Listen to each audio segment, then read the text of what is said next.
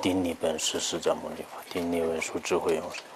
顶礼传承档案上师无上甚深微妙法，百千万劫难遭遇。我今见闻得所自愿解如来真实义，为度化一切众生，请大家发无上殊胜的菩提心。下面我们继续学习《入菩萨行论》善说海。那么，《入菩萨行论》真文还没有开讲之前，给大家也说一两个问题。第一个问题呢，我们昨天已经讲了，以后每一节课，在问法的时候，大家也尽量的如理如法的听书佛法。如果我们的行为不如法，佛法的功德得不到，时间上的一个这个教育体系跟我们佛教方面也有相同的地方，也不相同的地方啊，有两种，也有不相同的地方呢。也就是说，我们这个佛法是依靠恭敬心啊获得的，所以我们要发这样的恭敬心的时候呢，自己的行为一定要如法。昨天我们也已经讲了，断除3种过失，断除6种垢染，还有5种不慈啊等等，这些行为呢，一定要断除。让我们所行持的一些法行和行为方面，也应该要记住，尤其是我们法行相当的重要。不管是做任何一件事情，我们的这个法行如果没有败好，也就是说我们的这个发心的动机没有这个成为善法的话，那他所作所为都不能成为是真正的解脱的因。所以我们修持佛法当中呢，有些都变成了真正的解脱因啊，这叫做是随解脱分3根。有些呢就是变成了一种福德的，就是专为人天这个善趣的啊，人天善趣的。那么这种我们称之为是叫做随福德分3根。还有一种呢，这种业是不能变成任何一种这个善业，也有这样的，还有变成这个恶业的，这样也有。比如说我们现在这个闻思修行，但目的都是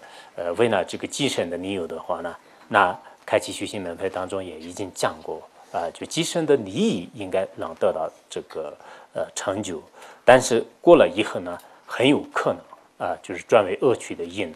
这个校正呢，大家也应该记着清楚的。所以，我们依靠善法呢，尽量不要造恶业，这是每一个修行人一定要记在自己的心间。这个法心的问题呢，前年我们讲俱舍论的时候呢，也是提过，就是讲这个业品的时候呢，这个按照小乘的观点的话呢，所谓的这个发心动机就是相当的重要的就是所以说呢，第5品当中为什么说是所有的3界，全部都是以6种染物的这个因而造成的，原因就在这里的。那么按照大乘的观点来讲呢，当然是这个发心也是相当重要的。当时我们也是给大家提过无著菩萨的这个阿毗达摩，就是大乘阿毗达摩论当中呢，也是有这样的一个比喻。比如说就我们这个3个人呢，就是同时吃一顿饭，但是吃完了饭以后呢，就是一个人准备就是杀生啊，就是做恶业。另一个人呢，就是他就不做什么，就只是吃完饭以后呢，他自己就是做自己的一些无稽的事情琐事。有一个人呢，就是他行持善法。那么这样的话呢，刚才我们这个3个人吃饭的话，那个饭的本体呢，就是3种业啊，就变成3种业。刚才杀人的这个吃饭呢，就是实际上是杀害这个人啊，或者是造恶业的话呢，刚才他的吃饭呢，这种动作呢也变成恶业了。如果我行持善法的话呢，那么我的这个包括我的行动和我的所有的这个动作呢，就是变成这个善业了啊，就变成善业。所以说呢，平时我们这个比如说我们听闻佛法呢，你就是住路啊，就是到哪里去的话，当时的你的行动呢，就是全部都变成这个善业。如果我们没有什么这个状态，就是这样去的话呢，那就是你的这个行为呢，就是一种无记法。所以，我们外面的有些城市里面的人呢，有时候应该是需要就是佛法的这个调整。如果有佛法的调整的话呢，就像我们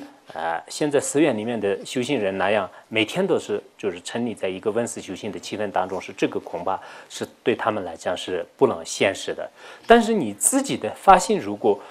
能调整的话呢，你不管是你这个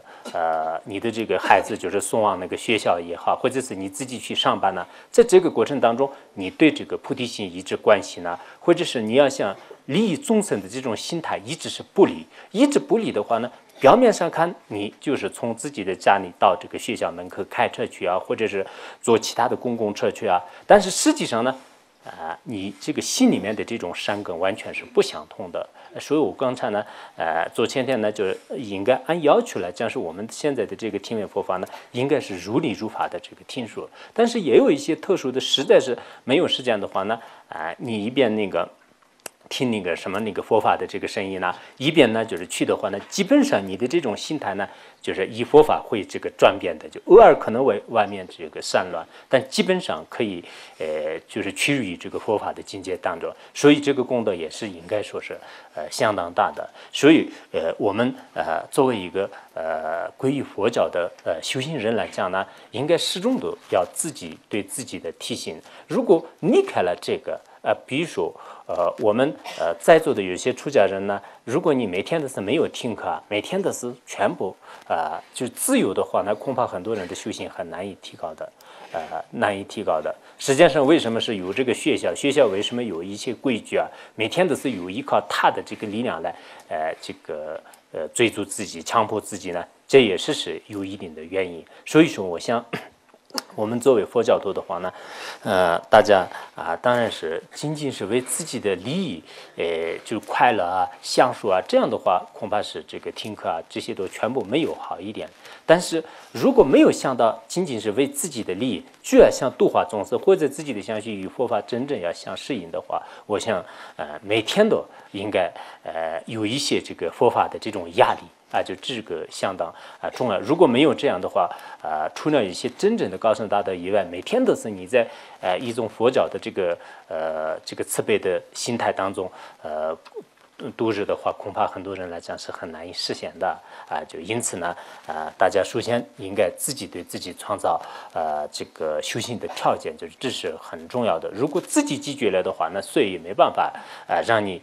必须要修这，就谁也不会强迫的。就这个是个最关键的问题，自己应该参与一些有意义的这种佛教的听闻这个佛法修行这样的这个活动，我觉得是相当重要的。所以这是我昨天呢，也给大家提过，大家这个发心很重要的，你一定要就是听说如菩萨训论，或者是其他的这个法呢，你一定要像我这次听法是，并不是我自己就是发财，或者是这个升官或者是得名声不是这个的，一定要度化众生就是度化众生。为什么呢？因为我们获得佛果，获得这个菩萨的果位，实际上唯一的目的就是度化众生。这一点就千万不能舍弃的。华智仁波切的什么那个仙观庄严次第这个修法当中呢，也有这么一个话：我们这个为了获得佛果呢，并不是自己就是获得这种智慧而这个享受的，目的是什么呢？就是利益众生就是利益众生。所以我们不管是修仙观庄严、修中观、修大圆满，都是目的呢，为了就是利益众生。就是这个大家首先我们有这样一个心态的话呢，那哪怕是我今天听一堂课，这个功德呢，永远一直来至佛果之前是不会耗尽的，就这个功德是相当大的。可是现在很多修行人呢，根本不懂这个道理，就眼前的这个就精神当中的发财或者是就斩断的一些利益就这一点也是，当然佛法的价值不可思议。我们前面也一而再再而三的说过，是有功德的，有帮助的，但最主要的目的呢，就是我们就是应该这个就有比较这个远大的理想，就是这样呢，就是对自己的精神来世都有很大的帮助，这是一件事情。第二件事情，我要强调一下，我们这个从这个明天开始呢，应该这个修行的方法上呢，首先是修一段时间这个皈依啊，就是皈依。皈依的修法呢，我记得大圆满信息修习实修法当中也是有的。如果你们这个书没有啊，或者是记不住的话呢，大概这样观想，就是在自己前面的虚空当中，观想那个狮子座，狮子座上面呢就是这个莲花和日月啊，就是莲花和日月。然后在这个上面呢，就观想自己的上师，自己的上师的形象呢，如果你对自己的根本上师信心相当大的话呢，就他的形象不改变也可以。如果你对这个自己的上师的信心呢，跟这个佛菩萨有一点差别的话，顺便观一个释迦牟尼佛啊，或者是一些文殊菩萨、观音菩萨都可以。然后观想就是自己的佛陀跟四方浩瀚如海的诸佛菩萨以及空行护法众无二无别，就是或者是这个自己的上师呢，就是跟十方三世诸佛无二无别。然后他的诸位呢，就是浩瀚如海的所有的这个空行护法神，就是所有的这个圣尊皈依经呢，就是围绕着他。然后我们在他面前，就是我们在这样的皈依经面前，在上师面前呢，一心一意的就是像这个我今天呢，就是一直皈依。那么皈依的目的是什么呢？就是我们大乘皈依的目的，就是为了度化众生。这一句话呢，我们说的时候也是经常要说，所以我课堂上呢，每一次的可能说的多一点。很多老同学的话呢，有点这个圣言反省也不知道，但是我想是我以前也要说，现在也要说，未来也要说。为什么呢？如果这一点放弃了的话，那我们不是大乘修行人了。就所以我们的这个言行举止也好，或者是从这个自己的心态当中呢，就始终都是我现在活着的目的是什么？就世界上的很多人，就是说是我现在就是为你而活啊，就是世界上有这种说法。我们是为什么而活呢？我们是为这个众生而活，就是应该这样想。我们就是为了度化众生而活，并不是我自己就是为这个其他的事而活的，就是应该这样想。所以呢，我想我们在皈依的时候呢，我们以前也是在这里讲过，好多人呢，就是在皈依的时候就并不是这个目的是很明确的。为什么呢？有些人生病身体不好而这个皈依佛陀的，有些人呢就是他的这个精神啊，就是心理啊，就是遇到一些这个挫折，然后呢就开始皈依佛门的。有些人呢就是工作不顺而皈依佛门的。有些人的话呢就还有各种各样的一些皈依的。但是真正是我要为了利益众生而皈依佛门的这样的人呢，当然我们出家人当中大多数是应该是会这样的，但一般的在家人当中呢，就经常问他们你为什么皈依佛门呢？我们问他们的时候呢，他们就经常回答是我原来刚开始的时候说，那么现在你怎么想呢？现在我也是这个佛陀呢会保佑我的，佛陀呢是有不可思议的价值，我这个家庭平安啊，或者工作顺利啊等等，就是所以这个也是可以，就是这对暂时来讲，一些这个中等根基的人来讲是也可以，但最好是我们要学习。我皈依的目的就是这个利益众生，所以我们刚才这个观想这个自己的根本上师面前呢，就是我要这个为了度化一切众生，就是这个皈依你。那么从现在开始乃至生生世世，我不涉及十方三世诸佛和包括自己的根本上师，一边这样观想，一边呢。这个祈祷就是祈祷的话呢，我们经常如果按藏文来念的话呢，就是拉玛拉叫这么久，桑利杰拉叫这么久，丘拉叫这么久，维能拉叫这么久，这样念诵也可以。如果这个不会念的话呢，那么就是这个皈依师、皈依佛、皈依法、皈依僧，就是这样就是四皈依吧，就是四皈依。然后我想就是一直这样念诵，最后念诵以后呢，就最后要记住的时候，自己就自他一切众生都变成这个融入这个三宝，三宝也是最后的融入这个自己的诸佛菩萨无二无别的根本上师，然后最根本上师呢也入于不远的法界当中，在这样的无有任何执着的境界当中，要安住很长时间，最后呢就是回向善根。所以我们最近呢我想我们很多人可能以前皈依的话呢当然已经这个都皈依过，就这个没有什么说的。可是皈依的时候呢你们也想一想，你有没有这种誓言就是发过这个愿没有？就是你当初的这个皈依的目的是什么样的？那么现在呢如果你当初的这个目的不是特别的正的话，那当然是不用紧的。以前那个南头刚出家的时候的性相续当中是没有处女性，就是想为了得到一个很漂亮的这个天女而这个出家的但后来的话呢，就是真正在性的相续当中升起了无为的这种处女性的。我想何况说我们这些人呢，刚开始的时候可能遇到各种各样的违缘而出家的但是现在呢不幸当中的万幸，我们已经遇到了真正的大乘善知识，然后真正的遇到了这个大乘的这些传承教员，所以我们呢如果没有利用的话呢，确实是相当可惜的。我们也遇到了佛法，但是佛教当中的真正的精华呢，在自己的相续当中是没有得到。所以呢，我这个要求这一段时间呢，就是现在希望大家先好好的这个皈依的基础在心里面打上，然后皈依的基础真正不是为什么自己这个自我解脱，我也不是为自我的这种这个生活的快乐而这个皈依的，我是真正是为了利益众生而皈依。这样的话呢，那么以后我们这个修菩提心呢，就是很圆满的。这是我们每一个不管是形象上出家也好，没有出家也好，每一个人就是应该说是非常重要的。这一点这样修行的话呢，这次我也讲了，我们这次这个入菩萨心呢，一方面是理论上也给大家讲解一下，就是这个有必要的，没有理论的话那也不行的。但另一方面呢，主要这个实修为主就是实修和理论相结合。为什么这样呢？我们的这个佛教，大家一定要明白，什么叫做佛教呢？佛教就是有教法和正法。那么这个教法的话呢，就是语言文字法本这些都是所谓的这个教法。所以我们这个念诵传承这些都是属于在这个教法当中也是可以的。然后真正的正法是什么呢？真正的正法呢，佛陀的教法的这种意义呢，在我们众生的性的相续当中存在。这就是正法，就是大家应该非常清楚的。那么这样的话，比如说我们如菩萨行人的教义呢，你听到的时候呢，就是这叫做教法。然后你听到不行的，然后你在自己的心的相续当中，为了增上自己的菩提心而继续修持。那么继续修持多长时间呢？就是你的相续当中呢，已经这个存在了这么长的时间的正法就所谓的正法，华严仁波切也不是这样的吧？如果你那个以刹那间的这种善根，就是在自相续当中升起的话呢，这也是一种这个正法。那么一句法义，如果你这个听到动到的话呢，就是这也是一种教法。所以如果说简单的话呢，当然这个教法正法呢，我们可以这样理解。说广一点的话呢，原来学习俱舍论的时候呢，释经论师也已经讲过。所以我们现在很多人呢，所谓的佛教根本搞不懂。什么叫佛教呢？有些人认为是开一个会就是搞一个仪式，这就是佛教，就是我们佛教是非常兴盛。你看今天办的仪式是特别隆重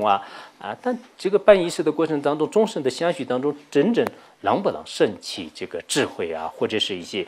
背信或者是对佛的信心？当然是有些仪式呢，就是真的很多人都会升起来，就是我们也不敢否认，就是所有的仪式都是非法的，不是这样说的。佛教的很多仪式也对众生的心的相续利益非常大的，但是真正在众生的心的相续当中，如果升起了这种就是教法的内容的话呢，这就是真正的正法就有些人认为你看我们那个什么什么建筑物就是如何的这个金碧辉煌，那么认为这也是这个教法正法非常殊胜的。有些人认为是这个印了好几个法本的话呢，这也是认为是我们的佛教很兴盛。但实际上我们这些问题呢都要考虑。真正的佛教呢，就是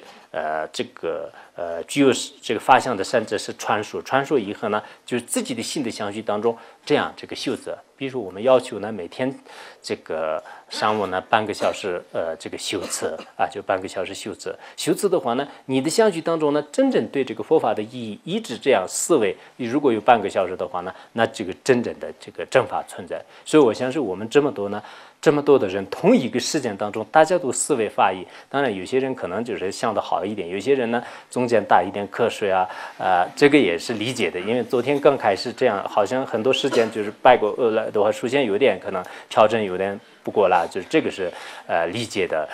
但是过2天呢，我想觉得是应该是没有问题的。因为汉传佛教当中的大多数的寺院，早上3、4点钟就起来这个上殿堂开始这个念佛号等等这样的。我想是在这里6点钟的话呢，那如果大多数的寺院里面6点钟的时候呢，就只有开始那个就下来吃饭了，就是那个时候了。所以我们像那个时候起来，如果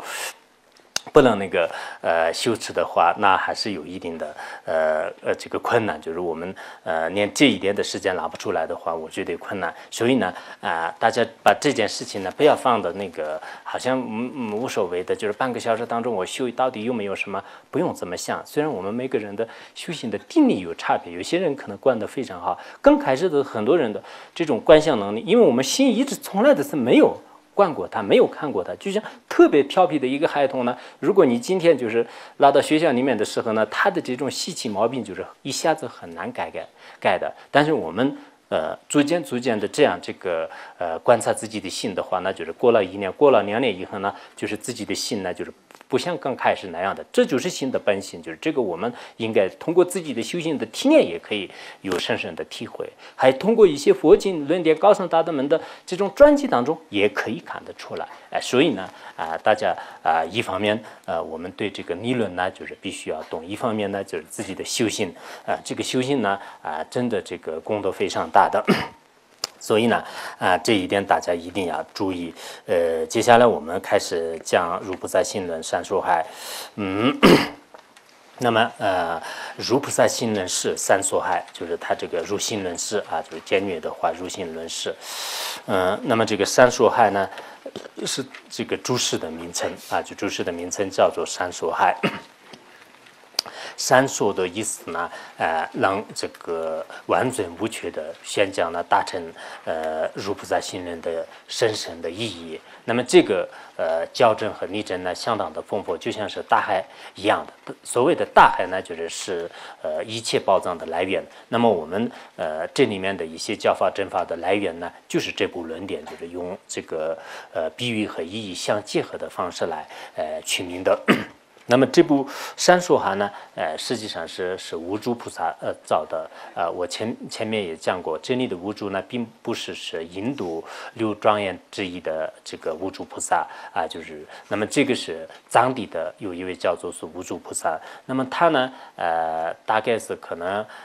公元1259年，就是在那个时候降生的，就是大概是这么一个人。你现在呢，就是应该有大概700多年了。那么这个无著菩萨的生平见解的话，我想在这里也不讲了因为我们以前这个翻译过的一个三说海，就是现在在这个上面呢有，我希望呢大家应该好好的看一下。为什么呢？因为吉天菩萨和我们无著菩萨的基本的生平见解，大家了解的话呢，我们知道是我们现在所学的这个论点是不一般的就是具有一定的价值力，不是我们现在世界上的人呢为了一些这个钱财，为了一些地位为了一些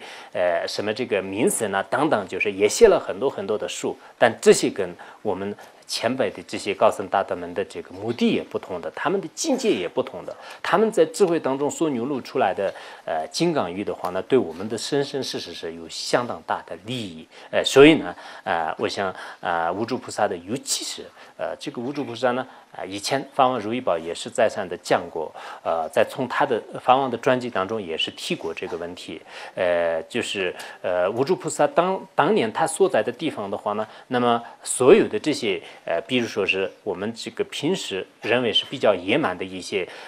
老虎豹子或者是一些豺狼等等，但这些呢从来都不害任何众生，就是跟经常这个绵羊山羊就是和睦相处等等，就是有很多的这个依靠菩提心而这个摄护一切众生的这种这个状态，就是外面呢就是有经常出现这样的。所以呢我们就是藏传佛教一直认为是这个三说海的前面和后面的这些颂词这样念诵的话，自相续当中菩提自然而然升起的。这是我前天也是提过的。尤其是他对众生的关爱是一般来讲是无法这个衡量的。记得那个无著菩萨在小的时候有一次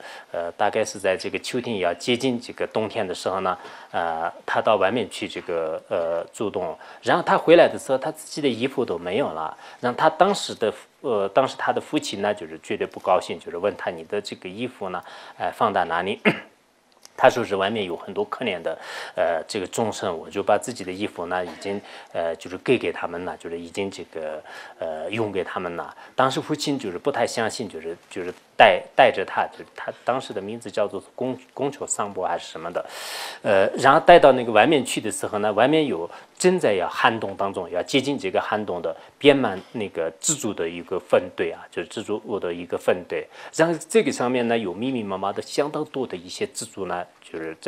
正要这个动手。那么那个时候孩子他自己也是到了秋天的时候，你们也知道是藏地的气候是什么样，就是特别冷，但是他不顾自己的身体，想把自己的身体的上面的衣服呢，就是全部盖在上面，然后为了防止一些就是被风吹动啊，就让在周围呢，就是他就堆了很多这个石头，所以从表面上看呢，这是一个非常小的一种故事，但是呢，我想我们很多人当年轻的时候，当那个孩童的时候呢，有没有这样的这个慈爱悲心？原来我们写过的这个悲惨世界当中，很多人孩童时代的一些经历吧，就是我觉得是恐怕是大多数人都是没有的，就是很多人在6、7岁、10几岁的时候呢，整天的是吃一些海边的东西啊，吃一些碎泥的东西啊，看到众生都要杀，就要吃，就是可能是这样的。但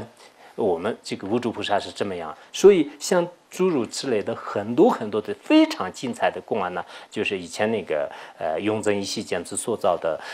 这个专辑当中是有的，后来我们也翻译了，翻译以后的话呢，现在我们在座的人呢，以前给大家发过的山树海，就是这个前面呢有。然后外面的话呢，就是也应该往上有的，所以呢，你们自己最好是这个无著菩萨的这个生平简介呢，还是要看一下。看完了以后，知道是我们这个作者是不一般的。我们学习这部论点的话，自然而然在自相续当中肯定会升起这个菩提心的。当然，你一下子看不完的话呢，每天都在看一个故事啊，这样来触动自己，这样来就是全面自己，还是有非常必要的。就是作为我们修行人来讲。那么这个作者呢，是无著菩萨做的，所以我们在这里呢，我想也不光说了啊，就是不光说了。然后那个下面呢就是这个三说海，大家应该清楚的，三说海就是揭示如菩萨行论宋词的一部论点。我们这个前面的这几个宋词的话呢，不是吉天论师造的，应该是无著菩萨造的。藏传佛教当中每一个高僧大德，他要造任何一个著述的时候呢，他自己在前面呢也有地理句，也有历史句，也有完整的这个造论的这一个前行的一套。所以说呢，我以前呢，我们经常讲一些著述的时候，有些人呢把宋词跟那个讲义里面的前面的寄颂呢，就是往往的混在一起，这是对这个论点不了解的一种现象。大家在这个宋词和讲义之间的差别呢，一定要分开啊，就是一定要分开。那么无著菩萨首先造这部论点的时候啊，造这个《如菩萨行论戒注述》的时候呢，它就有这个定理句，然后定理句呢，就是应该是大概是有分4个方面来讲的，还有历史句。它这里的定理句呢，有中的定理啊，观世音菩萨和分别的定理啦，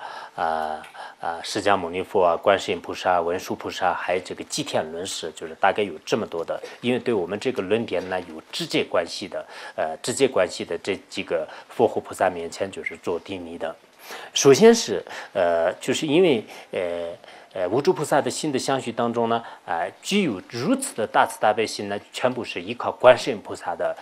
加持而得到的。所以从他的传记当中也是经常看到，就是他对观世音菩萨的信心。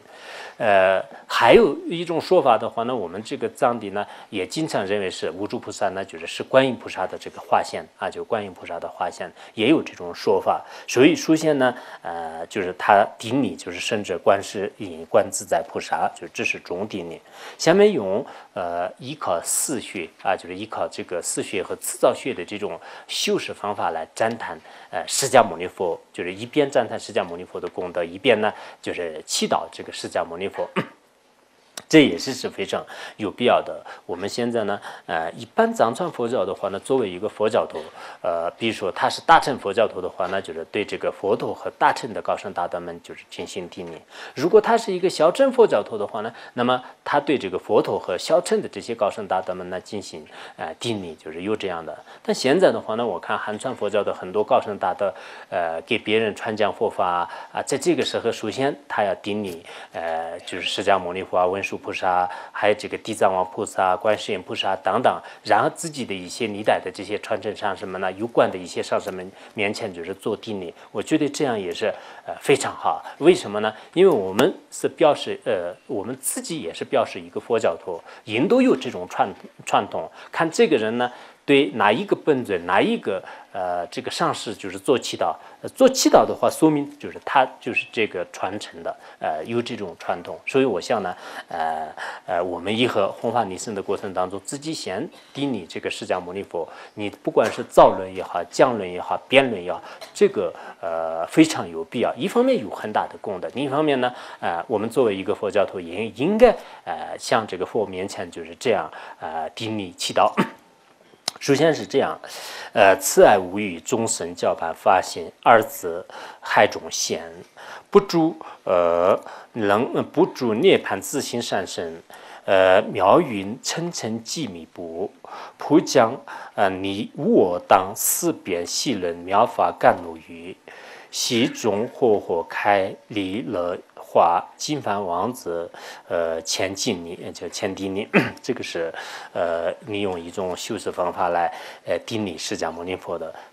这个作者无著菩萨呢是怎么样？因为无著菩萨呢，从他的传记当中看来也是非常广文博学的，不仅他对精通这个藏传佛教的什么密宗还有一些大藏经论著，还精通一些世间的各种各样的学问，就这是你们传记当中也可以看的。他医治了许许多多的上师，然后就非常精通这些四学等等。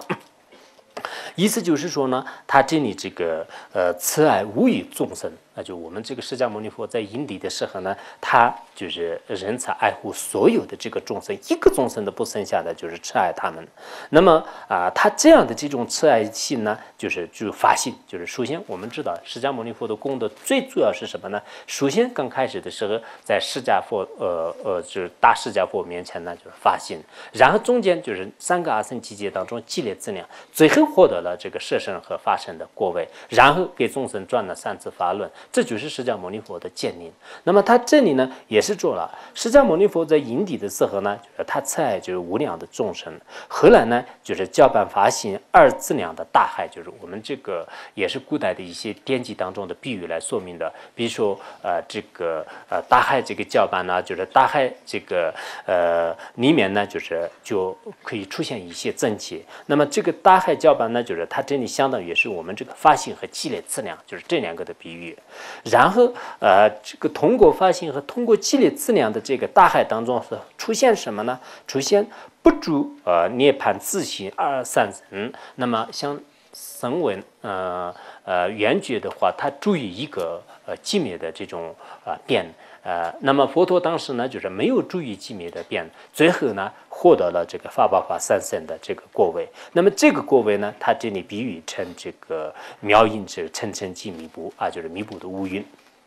比如说大海这个教办以后呢，就是大海里面就是出现一些真气，那么真气呢就是在虚空当中积聚以后就是变成这个密布。同样的道理，他在因地的时候为了利益众生而发心积累资粮以后呢，就是最后就是出现这个获得了善身的果位。然后普将你我当四边这种妙法，当然这个密布无云无云密布以后的话呢，就是会这个降下这个妙语就是降下妙语。同样的道理，佛陀已经获得三身的果位以后呢，他肯定给众生宣讲了远离了无我还有这个无我和我二边和非二边等等，就是你四边细论的这个真法的甘露妙语，就给众生就是宣转了三次法轮，就是宣讲这个。这样以后呢，熄灭了世间三有当中的所有众生的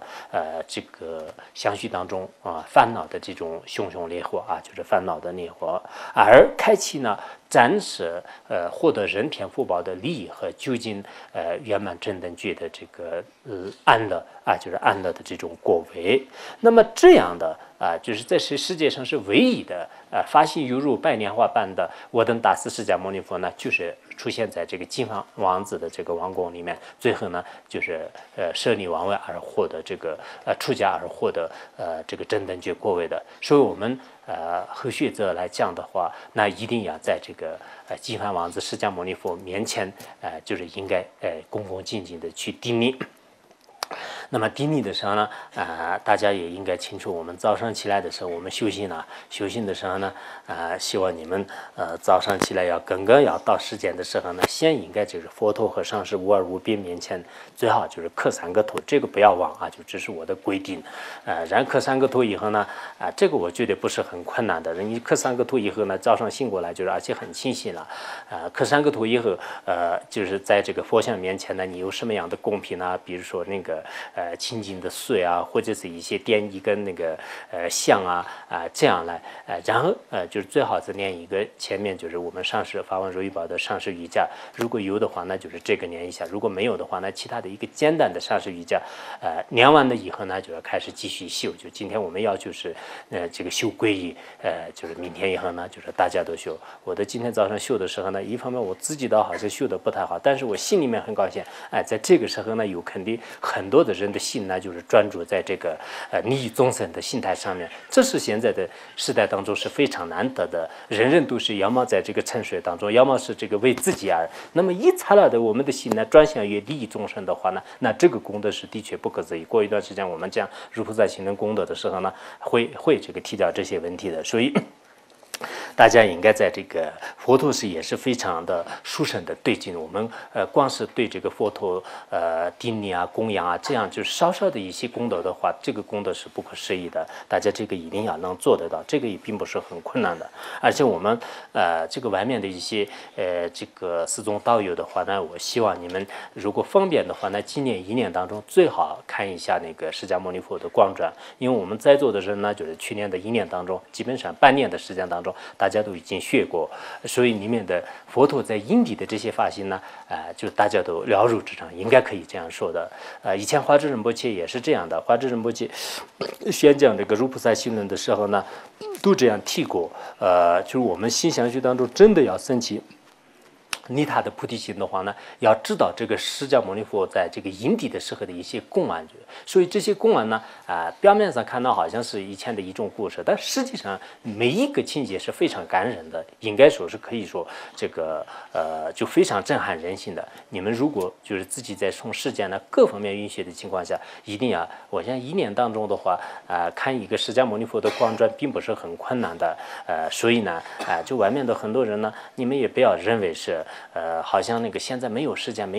我昨天所讲的那样的，大多数的人呢，真的是这个时间用在一些吃喝玩乐方面，非常不值得。如果把这个时间掌握起来的话呢，并不是没有时间的，自己是不运用而已的。我们这里的有些道友说没有时间，也我让这个相信，因为确实是大家都除了睡觉吃饭以外，就基本上的心全部专注在一些文思修行方面，特别忙。但外面的很多人呢，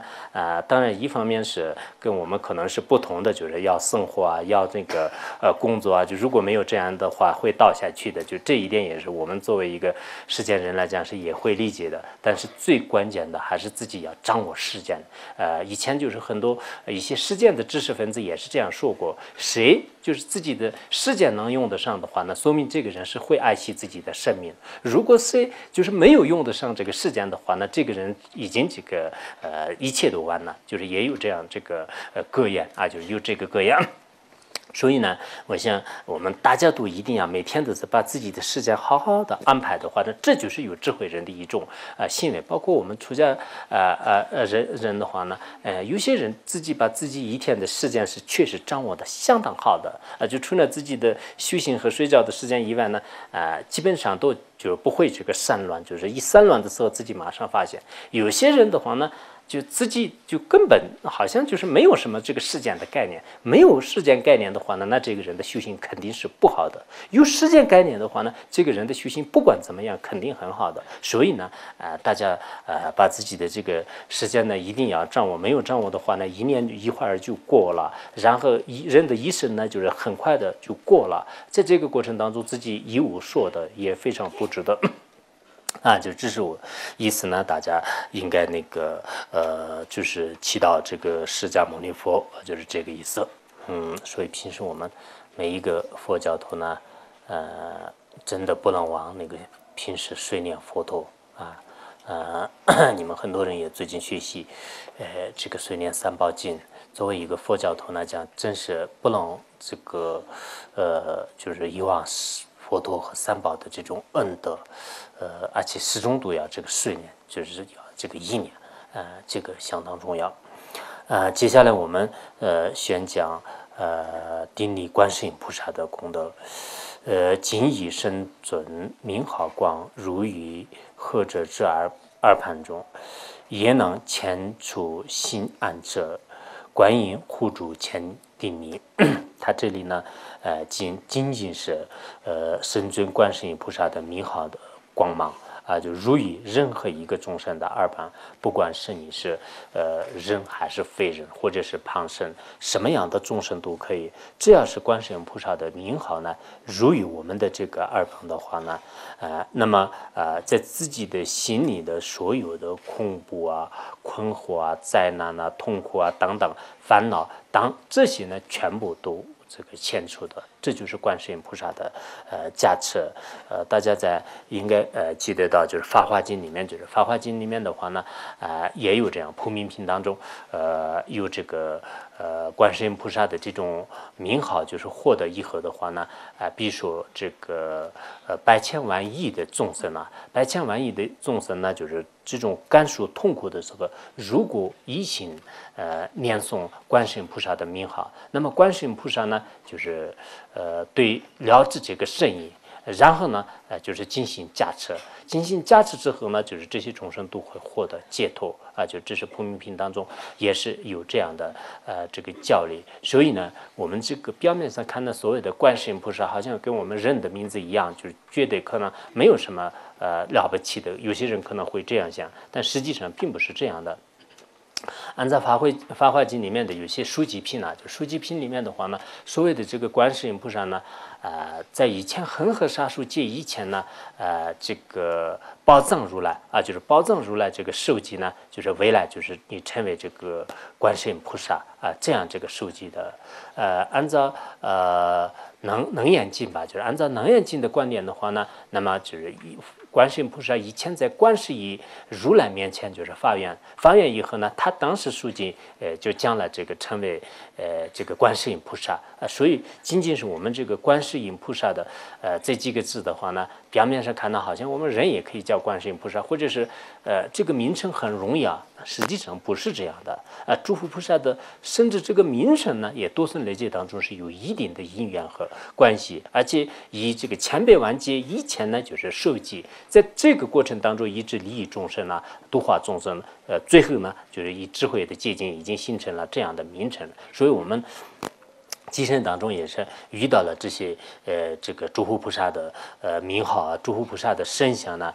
的确是有很多的福报，就是没有福报的人呢，遇到这也不可能的。尤其是汉传佛教当中，观世音菩萨救度众生的一些救苦救难的公案这些是不可胜数。我想我在这里呢也不必宣说。作者呢在这里对观世音菩萨也是有相当大的信心，因此呢，就是过了释迦牟尼佛以后呢，就是先定立观世音菩萨就是让我们的每一个人的心的相续当中呢，就是升起了这个悲心，因为观世音菩萨呢是诸佛菩萨的这个智慧的本体就智慧的这悲心的本尊，大悲心的本尊诸佛菩萨的大悲心的本尊。所以我们呢经常祈祷观世音菩萨的话，我们心的相续当中能升起大慈大悲菩提心就是大慈大悲的菩提心。这样一来呢，大家也经常就是看见一些可怜的众生或者是有些众生马上要死的时候呢，我们就按照那个陀罗尼经当中所讲的一样，就是念这个南无观世音菩萨也可以，或者说是唵嘛呢叭咪吽，就是唵嘛呢叭咪吽，这样念诵的话，那这个功德确实是相当大的。所以呢，我们看见一些牦牛的时候呢，就是在旁边大声的唵嘛呢叭咪吽，唵嘛呢叭咪吽。也是嘛呢叭咪吽，嘛呢叭咪吽，这样念诵呢，当然你的这种心态怎么样也是，只要声音已经传到他的这个这种耳畔的话呢，那就从此以后再也不会堕入恶趣就不会堕入恶趣，功德相当大的，有非常大的这个必要。这是顶礼观世音菩萨的偈文。下面是讲顶礼文殊菩萨的偈文。开始细密我与无我细论深义智法理。及早继也，为我所当世俗，就是这一生呢，就是讲这个生意地和世俗地，然后遣除欲见暗，就是文殊菩萨呢，遣除所有众生愚痴的这种黑暗。善说抛弃自理，承办利他进行次法理啊，就是次法理，究竟自他二内发往文殊菩萨千金里。他这里首先已经讲了，这个文殊菩萨呢，就是给我们宣说了，这个击灭我和我所，或者是我和我的所有系论的这样的圣义的法理。文殊菩萨是佛陀当中这个所有的这些圣光法门呢，就是依靠文殊菩萨的智慧来这个进行抉择的。所以文殊菩萨已经给我们开始了灭尽我和无我等等一切系论的圣义的法理。同时呢，又开始呢，在这个世俗当中吧，就是自己造业、自己结业的话呢，自己干述啊这样的这个世俗的道理。所以，我们众生相的相续当中，所有的愚痴、痴暗、黑暗这些呢，依靠文殊菩萨的加持呢，全部在这个光芒面前的黑暗一样，就是遣除的，并且三巧方便的给我们已经宣说了抛弃自己快乐的这种这个心态，然后呢，就承办利他中的清净行为的法理就是文殊菩萨给我们讲的这个殊胜的道理呢，大家也应该清楚。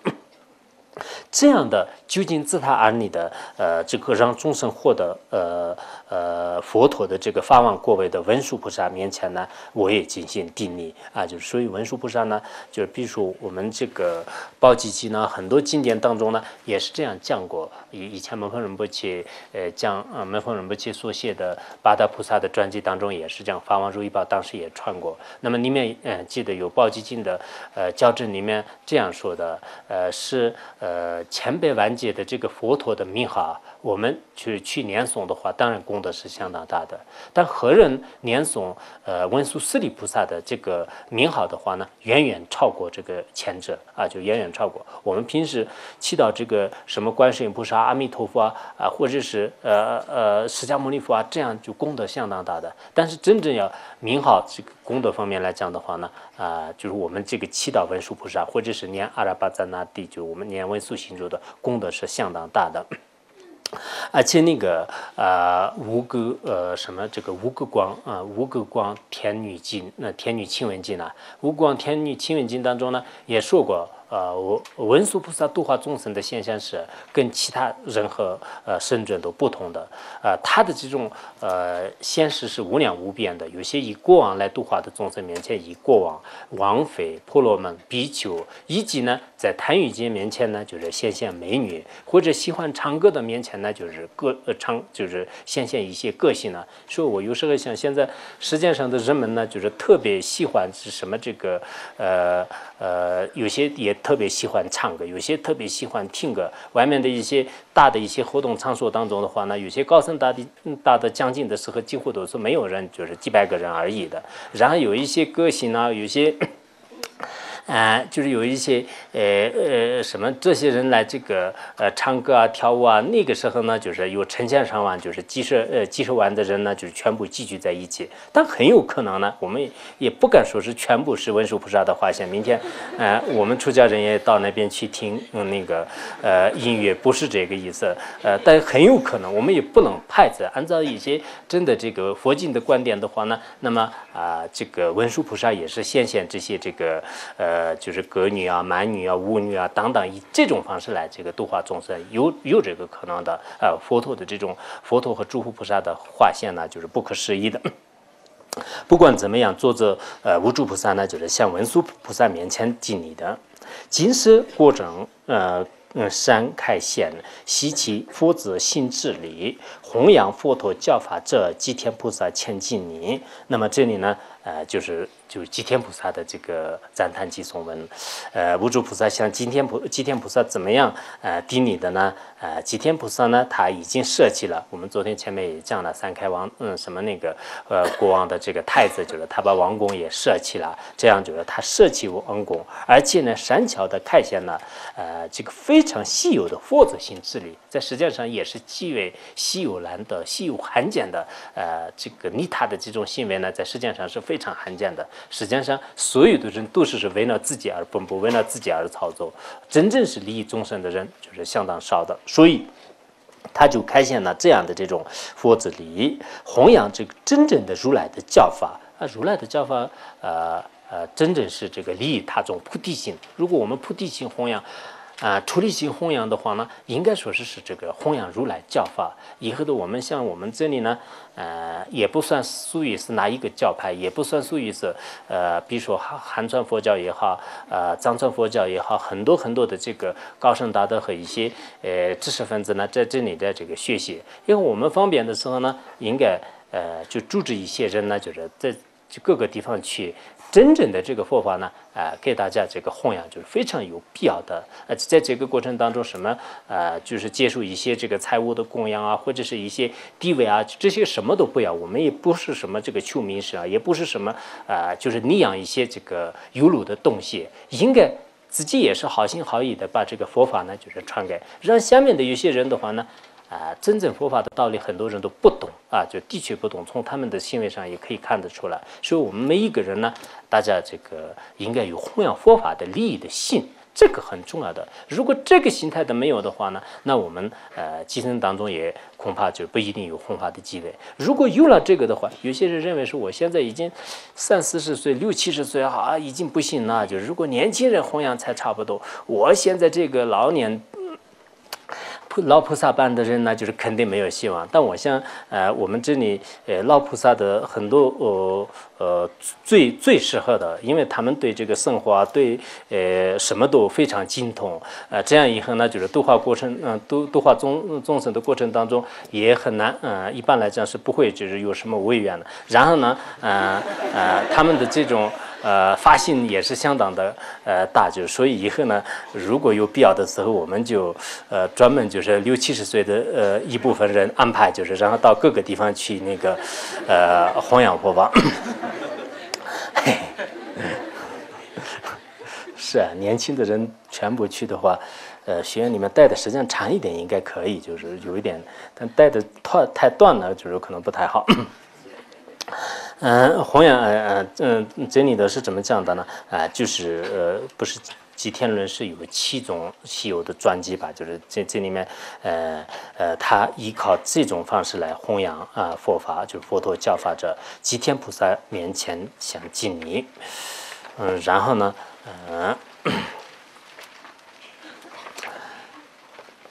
下面就历史句就是下面历史句。从彼教言年远中，常饮三所风靡，唯你此佛子心中，我当于此是本论。那么这是作者他自己说的，就是无著菩萨他说，无著菩萨他说我从刚才吉天菩萨的教言的这个莲花的花园当中呢，已经就是获得了这个善说如菩萨心论的这个蜂蜜就是他自己呢就是比喻成这样的，让我已经获得了非常甜蜜的这个善说的蜂蜜，然后自己获得了这样的话呢，他就完全的可以自由自在的就是唱诵这个如菩萨心论的这个住宿的这种歌。为了利益这个心持佛法的无数的这种众生呢，我也是为了利益他们呢，就是在这里也就怎么说就是就揭示了如菩萨行论的这部论点，就他这里的大概意思呢也这样的。好，今天大概讲到这里吧。